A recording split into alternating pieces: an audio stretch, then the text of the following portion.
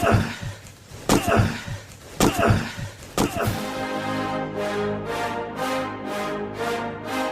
rolls out to the right, pitches off to Taylor, and Taylor's to the 20, down to the 15, down to the 10, 5, 4, 3, 2, 1. Touchdown, Billy Taylor! Touchdown, Billy Taylor! Billy Taylor scored a touchdown from 21 yards out. The crowd goes berserk. It was November 22nd, 1969. That they came to Barry, Michigan, all dressed in maize and blue. The words were said, the prayers were read, and everybody cried. But when they closed the coffin, there was someone else inside. Oh, they came to Barry, Michigan, but Michigan wasn't dead. And when the game was over, it was someone else instead.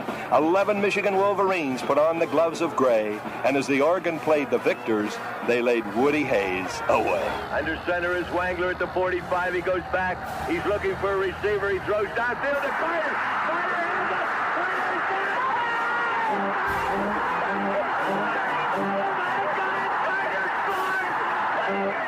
Who's got it better than us? Nobody!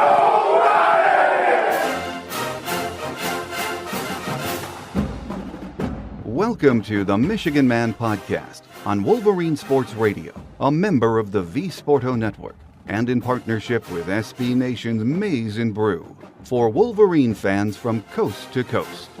Go Blue and welcome to the show. I'm your host, Mike Fitzpatrick. Today, beat writer Angelique Chengelis from the Detroit News joins us on our post-mortem game day segment with her thoughts on what happened in South Bend on Saturday night. Before she joins us, my view from Section 17. Yogi Berra once said it was like deja vu all over again. And so it was on Saturday night. But first, let me say this. I'm not sure if our game plan was bad for Notre Dame. I believe Jim and staff thought the defense would control the game and give the offense time to get it together. Well, we got down 2 scores almost immediately, and that in many ways changed the game plan. Give Notre Dame credit, though. They came out and attacked us, especially downfield, and had success. Here are some of my bullet point takeaways from Saturday night. The offensive line is a huge question mark, unless Notre Dame's front was just that good, and part of me is hoping that was the case. I like what we saw from Shea Patterson. Sure, he made a couple of mistakes, but to say he was operating under duress would be an understatement. I also like what we saw from Dylan McCaffrey in relief. I'm not sure why we didn't attack downfield more, especially earlier. Took so long for plays to get into Patterson, which was concerning the entire night. Clock management in general, not good the entire game, but especially late. The defense, I am not worried. I didn't like the first 2 series, but we got it together, especially in the second half. Got to clean up on the stupid penalties, though. Special teams play, Will Hart's punting was pretty good. Ambry Thomas gives us some punch on kickoff returns. Have to fix the holder issues on field goal attempts, though. Other than the botched snap, Will Hart struggled with placement on the PATs, too, so got to get that fixed. I suppose I could go on, but I will stop right there. You have read and heard and watched television and seen enough of analysis and postmortems since Saturday night, I'm sure. Angelique Chengelis has been on the Michigan beat for a long time now, and her observations as to what's going on with Michigan football are usually on the mark. We recorded this segment while she was driving to the presser on Monday, so I apologize for the shaky quality of the audio at some points. This time of year, you have to record when people have a free minute, even when it's in a car. She joins us next on Game Day here on the Michigan Man on Wolverine Sports Radio, a member of the V-Sporto Network, and in partnership with SB Nation's Maize and Brew.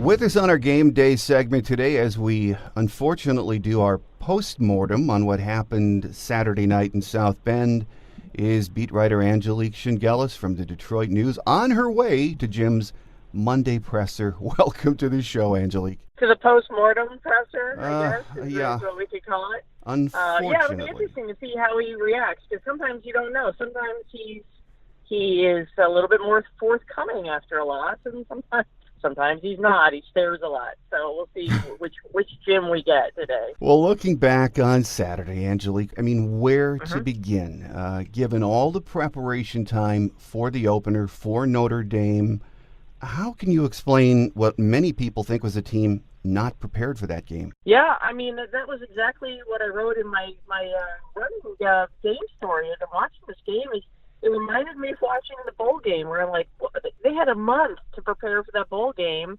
and I thought they looked kind of like that, like a little deer in the headlights, and what do we do now? And like I think the problem, I think we all know, the last few years stems from a very porous, just not very good offensive line, and I think that's where it starts. In the first half, it started with the defense. And here you thought this defense was going to give a new quarterback, Shea Patterson, some time to get his feet wet, playing for his new team, getting, he hadn't played since the seventh game last season. And I fully expected to see the Michigan defense three and out. And that's certainly not what we saw. Well, clock management, another hot button during the game, the entire game, but specifically late was puzzling to, I think, all of us. I was going back and forth between Jim and Dan on the radio and then the TV coverage, and Doug Flutie said, I don't get it. There doesn't seem to be any sense of urgency with this Michigan offense, and at that time we were down 2 touchdowns. They were taking way too much time in between plays, weren't they? Oh, I thought so, and I'm not sure how you explain that. I really don't. I'm not, I agree with you on the clock management, especially there was that red zone play where it's like, I think they lost about 10 seconds. I mean, it was ridiculous. And, is this a function, and I know we'll talk about it, but is this a function of not having an offensive coordinator? Is this a function, who's doing this? I guess I still don't know.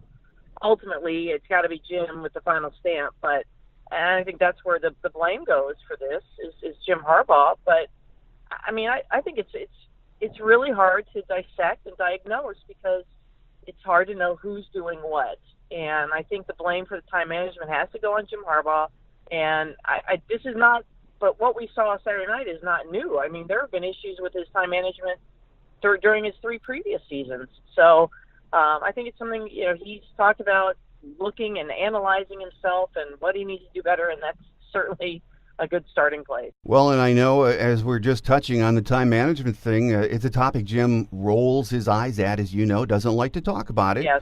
But not having an offensive coordinator. Now, just watching that game, it seemed like it was taking a long time to get plays into Patterson, and I mean from the get-go. You could see him standing in the huddle with that wrist, poised, looking at the plays, and just looking over at the sidelines, which made me wonder how many people are in on this chain of calling the plays. And Doug Flutie, again, mentioned that fact several times on TV. He said it seems like there are a lot of cooks in the kitchen right now. Yeah. And I've been harping on this no OC thing for a while, and Jim did roll his eyes at me in Chicago when I asked him about it, and he said he's tired of trying to explain it to me. And, and I pointed out I understood the concept, but I didn't understand it. Like, why? Why is this a good thing? And, he stresses the collaborative process. Okay, the collaborative process is great when you're game planning. It's not, you can't have 3 or 4 people making the decisions in real time. I mean, there has to be, in my mind, a designated offensive coordinator who is making those decisions with the head coach having the final say, of course. I mean, you can say, no, I don't want this, I want this. And that's fine. But, is Pep making a pass play call? Is Ed Warner? I mean, who's doing what? And I think that I've always thought he had to make a decision on this. And he's going to be stubborn and won't do it because he says he has seen it succeed. But, too many cooks in the kitchen last year. That was a big issue. It's so far seems to be an issue again this year. And I think it's something that Harbaugh needs to consider and consider very quickly. And I think Jim McElwain's a guy who could be a very good offensive coordinator, especially with a quarterback like Shea Patterson. I think he's got experience there, but that would be my decision. But I'm just going to get an eye roll, so I guess I should stop talking. Well, it's only one game. I know we keep saying Right. that, but, once again, Angelique, the offensive line, especially the tackles, they just struggled mightily. Oh, my goodness. And just to go to your point about one game, yes, it is one game, but I felt like this team set everybody up for and made this game really important. I mean, they were saying this is gonna show people where we are and how far we've come, and I think that fans have expectations, but I think the players also encourage those expectations. So yes, one game, but it was an important game, and it was going to be indicative of where this team needs to improve, and boy, it really did give a very good look at the issues and what needs to be done immediately. And tackles are a big part of it. The interior wasn't great either, though, Mike. I mean, but I think that there was some glaring stuff at the tackles, and they're what are they going to do? I mean, do you bring in a James Hudson? I mean, I think you've got to keep tweaking. I know that's not ideal for an offensive line. You want to get 5 guys and keep going, but it's I think you need to make a change right away and find the 5 that work well. But I mean, Ruiz had some issues here and there. Onwenu had some issues.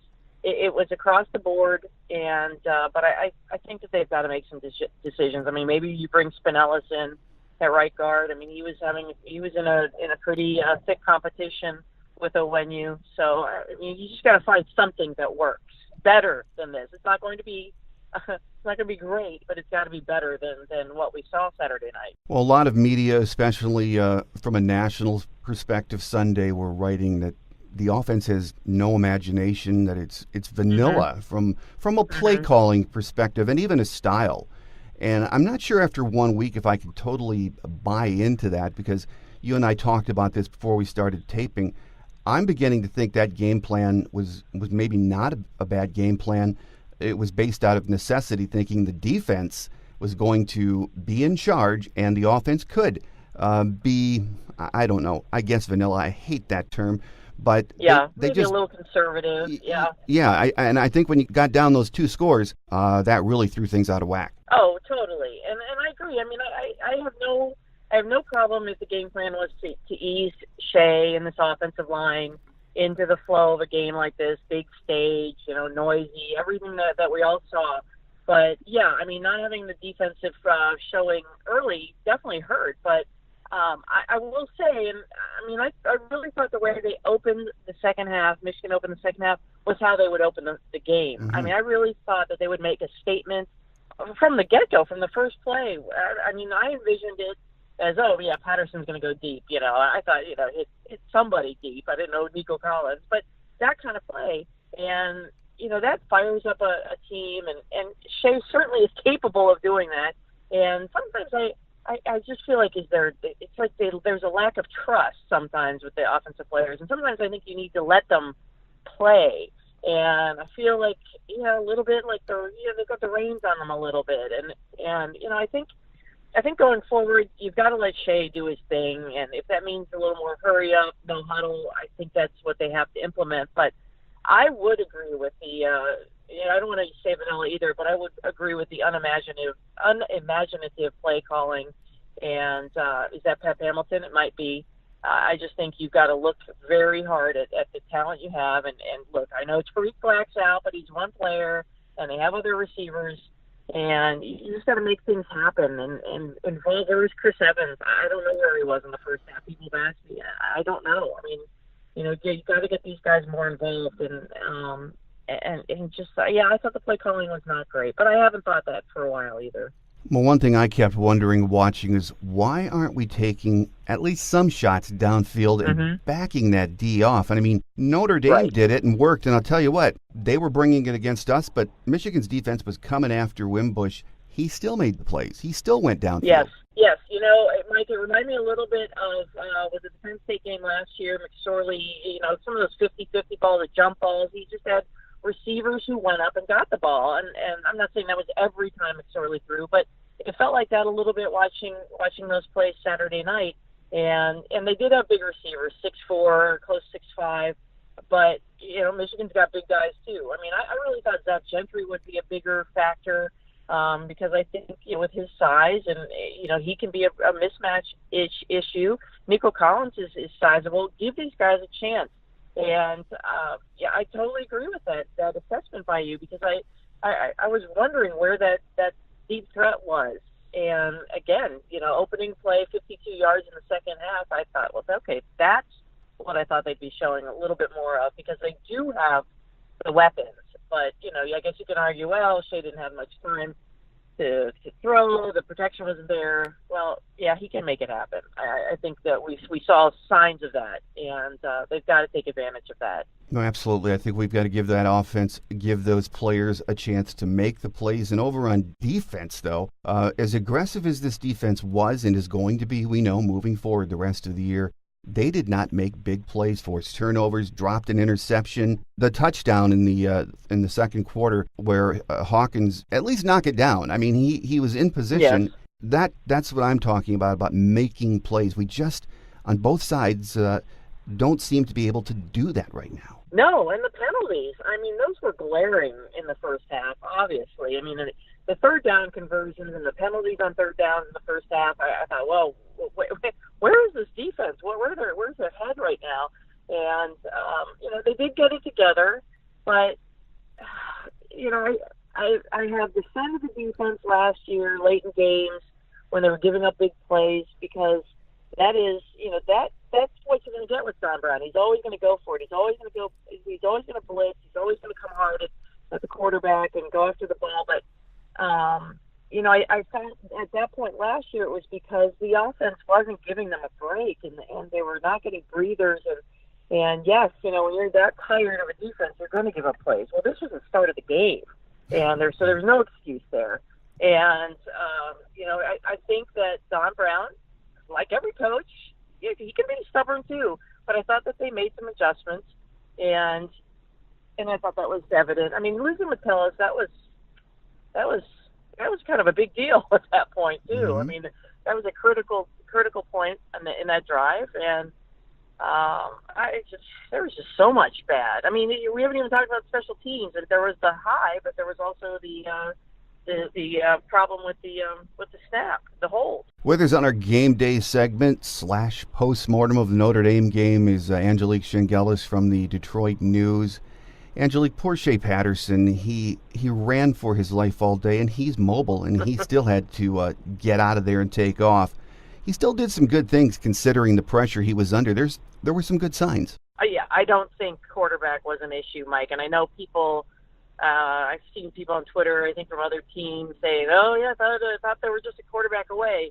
Well, I think he is really good, and I think that's why they have to adjust this offense more. And that was something that once he got cleared in April, and I was covering them in Paris, and I talked to one of the coaches, and the last thing he said to me as he walked away is, "I hope that we understand we have to shape this offense a bit more around Shea versus fitting Shea into this offense." And I think that's important. And because he can do things, he does have the tools. I thought he showed a gutsy performance late in the game when he came back from cramps. And, that's painful when your legs are like that and he couldn't walk, and he comes back and they have a chance to tie or win the game. A quarterback can only do so much when an offensive line is just breaking apart like it did. And so they've got to make an adjustment very quickly. And I know that these next couple games will make the offense look healthier, but it is when they have to start experimenting with what's really going to work when they get into that part of that schedule that's just going to get tougher and tougher. Well, and after the game, I was sitting there thinking, where did it go south on a Saturday night? And there are only two questions that I had, and I can't answer them until later in the season. And number one was, is Notre Dame really that good? Number two, is our offensive line just not good at all? And I'm hoping the answer is Notre Dame was really good, because if they aren't, it's going to be another long season. Yeah, I mean, that is a very fair question, because I didn't think they were going to be that good. I thought maybe they were a little overrated going into the season, and I wasn't sure about Wimbush. He looked better than he did last year. I mean, they know how to play to his strengths too. But I think they're good. I'm not sure I'm ready to say this is a great Notre Dame team, but their defense played well, and I think the offensive line it's an issue. I mean, it's going to be an issue, and it's not going to be a quick fix. And Ed Warner wasn't going to be able to turn it around. In how many months has it been? 8 months. He did give them a big dose of confidence, and I thought that was a good starting place for these guys. And I'm not saying it isn't, and I'm not saying they can't turn it around, but clearly there are some glaring deficiencies, and they've just got to figure out which pieces. I mean, I think you've tried younger guys. I mean, they have recruited some talented younger linemen, and yes, I know experience is everything, but maybe this is where you just got to say, let's take a chance and see what can say a James Hudson do here, because I don't think it's going to be worse, to be honest. Well, you've been on the beat long enough, and I've been watching it long enough to know fans push the panic button after a performance like Saturday night's, because it seems like it's been going on now for a while.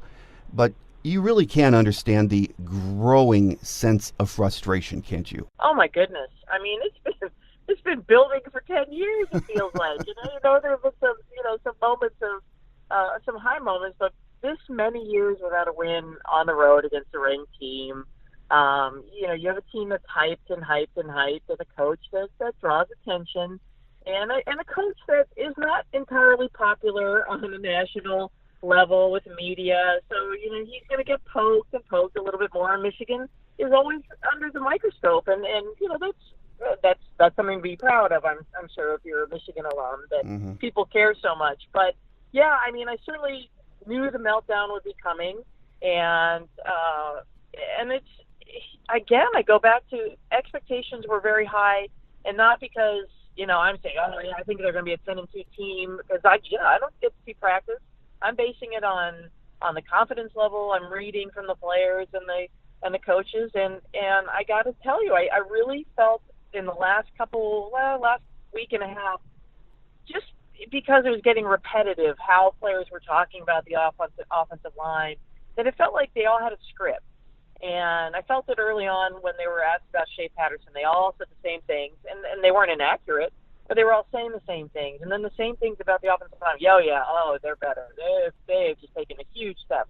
And I thought, maybe this is being a little deceptive.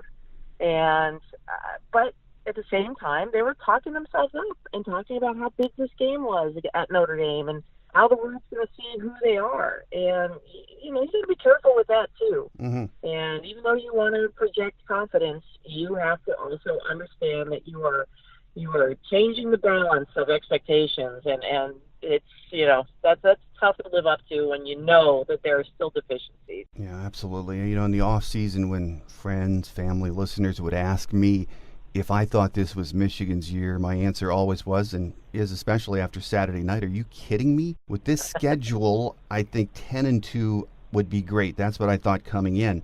But after Saturday night, I can easily see another 8-4 record based on that performance. And I'm leaning towards 8-4, actually. I don't want it to be, but I'm leaning that way.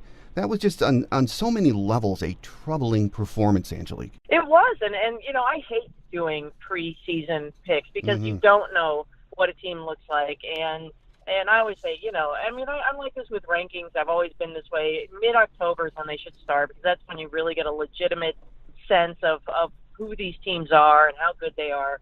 And I did tell myself as I'm doing it, look, this could be a 4 or 5 loss team when you look at that schedule. Or if what did Wojo call Shea Patterson the Savior? If the Savior gets some protection, maybe they can win these games that they've struggled to win. And I'm talking about the ones on the road. I mean, look, Northwestern on the road I always thought would be a tough game, and I really think that even more so. And you've got Michigan State, Ohio State on the road, and then you've got big games against Wisconsin and Penn State at home, probably at night. But I definitely really waffled with that. Waffled when I was making those picks, and I thought, well, okay, I think that I'm believing a little bit the offensive line hype, and I've seen that the Ben Herbert changes in their body types, and they all seem very confident. I tip the scales to 10 wins. Right now, I would say that's not likely. Well, you and I talked about this before we started taping, but the post-game presser, and I was mentioning that, in Bo's book that Mitch Albom wrote, Bo made mention that post-game pressers were important on a lot of levels to talk to the media, but one of the really most important aspects of a post-game presser is to send a message to your team, because they're going to read it, they're going to see it, and you want them to know what your head coach thinks. So given that, and again, I was exhausted watching the presser. I watched it twice after the game. I don't know why I do that to myself. But Wow. I watched it, and Jim's message to me seemed that he was shell-shocked. I know we've seen it before, but he just looked even more so after the game. Yeah, I mean, I think he knew he had to face some questions, and he didn't answer a lot. I think he watched it twice. I don't think he gave much intel on what he thought went wrong, and he just kept saying, "This is the beginning. It's not the end. It's the beginning, not the end." And I think Karan Higdon had come in before that and said something similar, like, you can't judge this team on this game. And I think when you watch that Amazon series from last season, also, Mike, I mean, I don't think you see Jim Harbaugh, who's a really fiery guy. I mean, he's not going to go in there like Don Brown and do what Don Brown says. Even his dad, I mean, Jack Harbaugh, is a fiery guy when he speaks, and that's not Harbaugh's style. And even last year, after the Will Spade injury at Purdue, and he was livid about the locker room situations. I mean, he went on for 10 minutes about that, but he never raised his voice. He never looks angry. He just gets his point across. And I think that I expected him to, I can't say I expected him to be a different way, because I've seen him now for going into 4 years, how he reacts. But I think maybe people want to see a little more fire and a little more pound the podium a little bit and say, look, I know that changes have to be made, but you're not going to get that from him. And he's not going to give you what you want to hear, because he thinks that he's got this under control, and maybe he does. I'm not questioning him, but I'm trying to understand why he does come into post-game situations like that, and after a loss, and even today, it'll be interesting to see how he reacts a few days later when he's taking questions today. But I mean, he's just that's not his style, and I agree. I mean, he looked a little befuddled, like I have no idea. And Chase Winovich came in too and said, I walked in the locker room and I still don't know what happened and why we lost. He didn't think that Notre Dame did anything particularly outstanding, and I think they were a little like, well, what just happened? Well, this week, Tim Lester brings his Broncos into the big house for the opener. Not much time to think about Saturday night now. You have to forget it, actually. And I'd like to think we can roll these guys, but I'm not so sure right now, Angelique, even though their defense looked like a sieve against Syracuse over the weekend. Yeah. Well, I think it's a game that they do get healthy. I mean, Michigan is healthy in terms of attitude and with a win. I think, what is it? I think they're 25-point favorites, something like that. And, I know you're right. How is this team psychologically after that game? And will they try too hard? Will they do there are a lot of questions, but I've got to believe home opener, he's going to have them forgetting about that game. Harbaugh will, and the position coaches. And I've got to believe he's going to make some changes, and I think that will probably make Shea Patterson a little more comfortable, knowing that maybe he'll have a different line to play in backup. But I know you're worried about Western, but I don't think so. I mean, I think this is a game where Michigan gets the win and puts up some decent stats. But again, you have to caution people not to read too much into that either. And even next week, the week after, and just know that they've got to keep piecing this puzzle. And this is where you start with a game like this, and you don't let up. I mean, we saw some interesting games in the season openers last week, and this is week 2 now. So I don't think teams get surprised as much. But will there be a hangover from Notre Dame? Probably. But I think that they realize they can shake it off and beat a team like Western. Well, last question for you, Angelique, as you're, I'm sure, getting close to the presser now. But, based on Saturday night's performance, and we sort of touched on this a bit earlier, but has it changed your perception of this team or what you think it can accomplish this year? Yeah, it does. I mean, I really, again, I was basing it on whatever I was hearing because we don't get to see practice. And, I heard good things about Shea in practice. I heard good things about Rashawn and Chase, and I think that I think the defense is going to be fine. I really do. I think there's going to be spells of giving up big plays because that's what happens in a Don Brown defense. But, I'm just not – everything starts with an offensive line in my mind, and I think with most people. And it's, one game is not going to give you all the answers, but it sure gave a very good indication that the offensive line is still an issue and will continue to be an issue.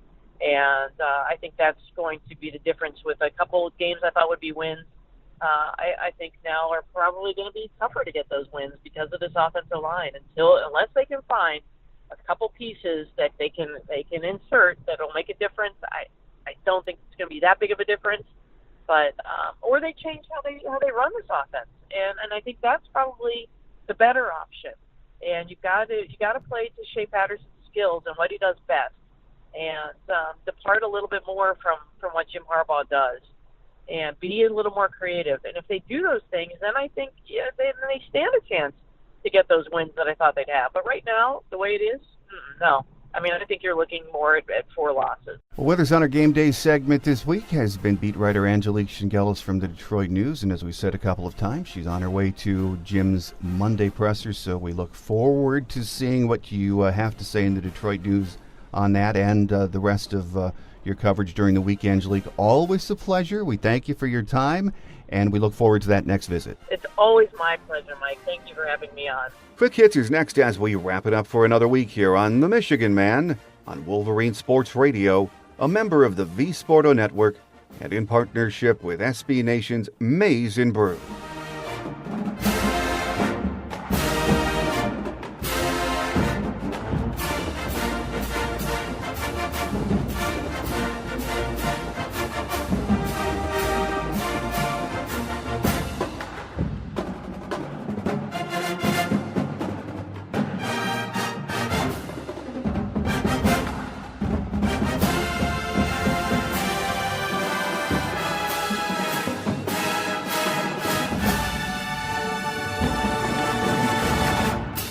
On Quick Hits today, this won't come as much of a surprise to you, but we didn't get much from Jim's Monday presser. He said there were no injuries to report, thought the targeting call on Josh Metellus was close, said Shea performed well, the offensive line's pass blocking was better in his view, liked the burst Ambry Thomas provides on kickoff returns, but said there was much work that needed to be done, and on that point, we all agree. We open as a 25-point favorite over Western Michigan. The Broncos lost to Syracuse at home in the opener and look like they have some defensive issues. On offense, they showed some big playability, and they do have some talented quarterback and the skill positions. I'm sure Coach Tim Lester will come into the big house on Saturday with a go-for-it attitude, and he should. On Thursday's Visitors Edition, we'll get the Broncos' view of Saturday's in-state clash. Western radio play-by-play voice Robin Hook will be my guest, so I hope you'll join us for that. Don't forget our free show apps are available in the Google and iTunes stores, and you can hear the show on Spotify, Stitcher, iHeartRadio, TuneIn, and Wolverine Sports Radio. I know we're disappointed by what we saw on Saturday night, but the team will shake it off because they have to, and eventually we must too. It might take us a few more days, but we'll bounce back by noon on Saturday, I hope. So that will do it for the Game Day edition of the show. Join us on Thursday when Western radio voice Robin Hook will be my guest. Until then, keep your chins up and have a great Wolverine week, everyone. I'm your host, Mike Fitzpatrick. Until next time, take care, and as always, go Blue. Thanks for joining us today on The Michigan Man here on Wolverine Sports Radio, a member of the V Sporto Network, and in partnership with SB Nation's Maize and Brew. Our listener lines are open 24/7 for your calls at 313-263-4842. That's 313-263-4842. or email us at themichiganmanpodcast@yahoo.com. That's themichiganmanpodcast@yahoo.com. The Michigan Man Podcast is produced at the studios of Robin Lynn Productions, Allen Park, Michigan, and is not affiliated with the University of Michigan. Go Blue!